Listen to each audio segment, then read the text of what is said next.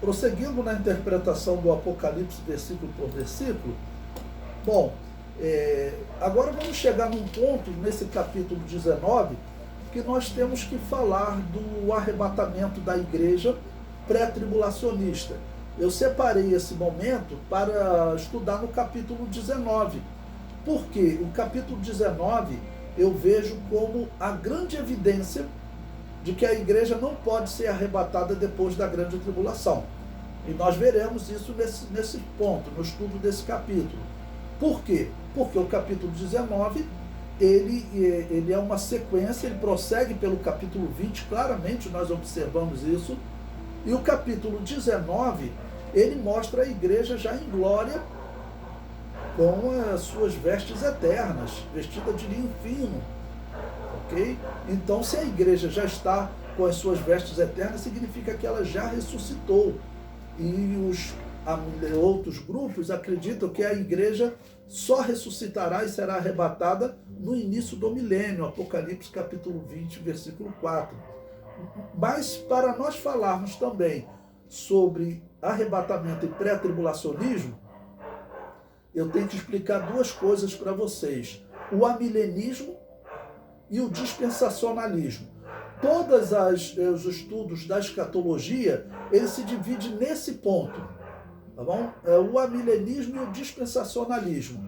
Até alguns tipos de dispensacionalismo têm aproximado, para se aproximar da teoria católica, tá bom? Que é o amilenismo. O amilenismo, a essência dele, o que vai dividir, vai separar o amilenismo do dispensacionalismo é a questão de Israel na profecia. Israel não faz mais parte do plano de Deus e não haverá um reino que Jesus governe o mundo através de Israel.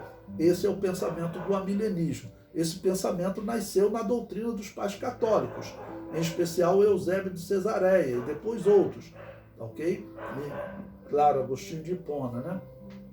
E o dispensacionalismo, nós veremos a história do dispensacionalismo para mostrar também que o dispensacionalismo, na verdade, não nasceu ontem. E a grande separação, a grande divisão do dispensacionalismo para o amilenismo é porque o dispensacionalismo, que é pregado pelas igrejas evangélicas, pela Assembleia de Deus, ele prega que Jesus voltará para levar a igreja, mas Jesus também voltará para Israel. Jesus salvará Israel e implantará um reino que durará 1000 anos. A igreja católica é milenista, e os protestantes também, né? Por causa de um erro que eles cometeram na história, que ficou provado que eles estavam errados. Quando eles começaram o seu projeto juntamente com os bárbaros para obrigar outros bárbaros a serem católicos, foi Carlos Magno, né? Os católicos disseram que eles estavam implantando o reino de Deus, eles estavam implantando o milênio, que o milênio era uma função da igreja católica implantar. Não haverá nenhum milênio que Jesus reinará aqui na terra. Eles tiraram até o direito de Jesus a reinar na terra, né? Então eles começaram a dizer que eles estavam implantando o milênio. Só que passaram-se 1000 anos já, ok, desse período, e o que aconteceu na história? Depois do milênio deveria vir o juízo final. Então a profecia católica foi para o ralo, mas eles e os protestantes continuam pregando o amilenismo. Os protestantes pregam o amilenismo com outros nomes, né? Eu mostrei para vocês, teoria do pacto, né? Na verdade é um amilenismo.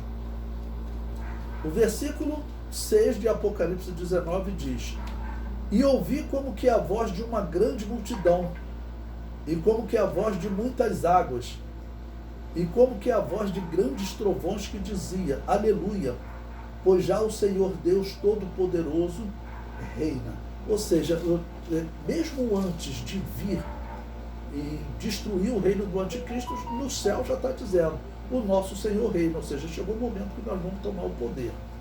Ok? O comentário prossegue. A Igreja Católica desenvolveu a teoria escatológica chamada milenista. Esta teoria defende que Jesus não voltará a este mundo para livrar Israel e ocupar o trono de Davi. Consequentemente, defendem que a Igreja tem a responsabilidade de implantar na terra um reino que dure 1000 anos. Né? A Igreja Católica ela acreditou que tinha implantado esse reino lá nos anos 800. O comentário prossegue. Essa heresia era defendida pelo bispo católico Eusébio de Cesareia. Vamos lembrar que Eusébio de Cesareia ele escreveu para o imperador. Ele não era um cristão, ele já era daqueles bispos que durante a perseguição de Diocleciano, infelizmente Eusébio de Cesareia ele adorou o demônio para sobreviver.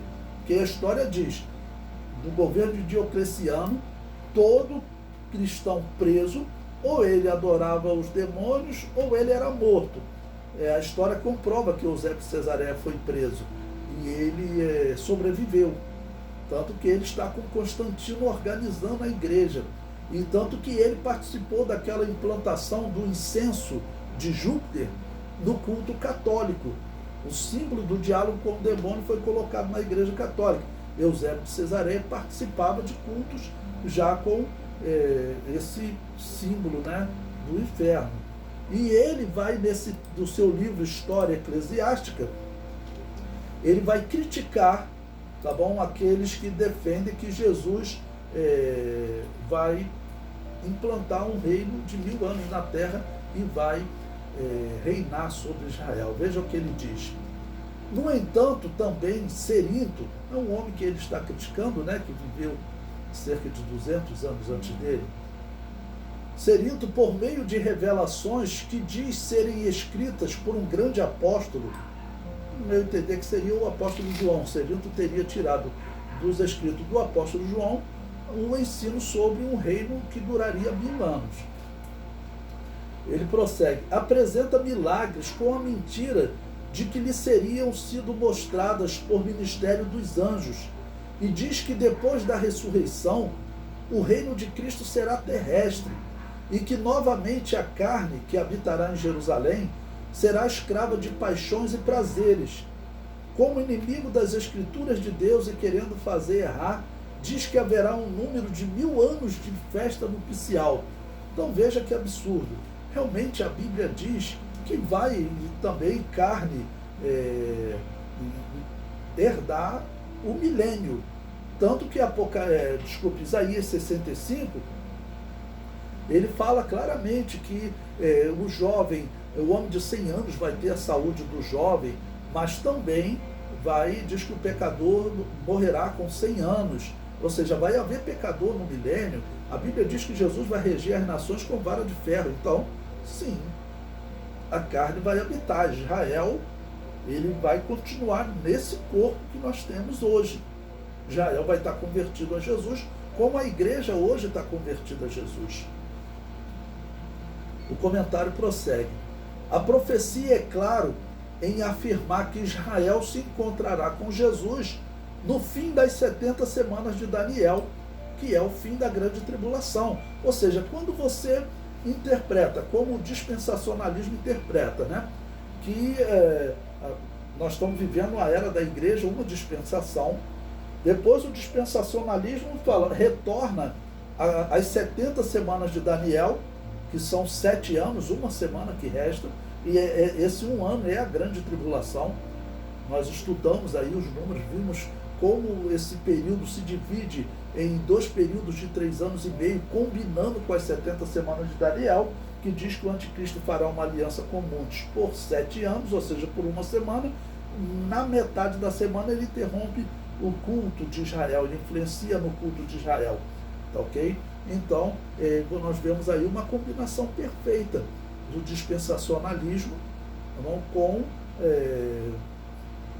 esse ensino de um reino terrestre. E já esse que é um representante da Igreja Católica, Eusébio de Cesareia é um representante da Igreja Católica, ele já nega e critica os pastores que defendiam esse reino milenial, né? Ou seja, o homem esse Eusébio de Cesareia era um grande herege.